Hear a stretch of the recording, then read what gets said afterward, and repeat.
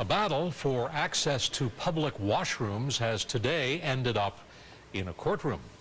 People who live with disabilities say they often can't go to the bathroom when they're eating at restaurants in Halifax. The Human Rights Commission has refused to entertain their complaint, so they're now asking a judge to force the matter. CTV's Kayla Hounsel explains. Jerry Post lives downtown, shops downtown, and eats downtown. At least he tries to. Just getting inside of a store can be a difficulty. If there's a lip threshold of, say, 4 or 5 inches, that restricts me from going in there. And once you're inside, if you're in a restaurant or in a bar, of course, going to the bathroom can be a real challenge. The Wooden Monkey is just one restaurant that struggles with accessibility issues. The owner insisted on a sliding door to make the bathroom more accessible. There's one table nearby, but it's not ideal, and 3 little steps prevent access to the main dining area. They've asked for a portable ramp, but been told they're not allowed to have that.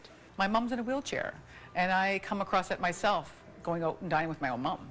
So, you know, we definitely feel for that, and we tried very hard.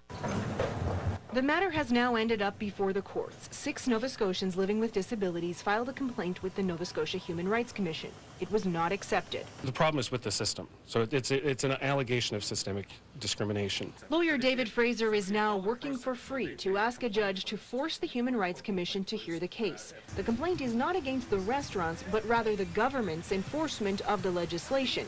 A lot of establishments in downtown Halifax are grandfathered because of the historic nature of the buildings.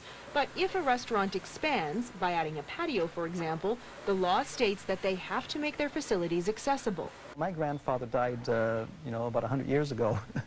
So hopefully this grandfather will die at some time and point as well, so that we can fully participate in society.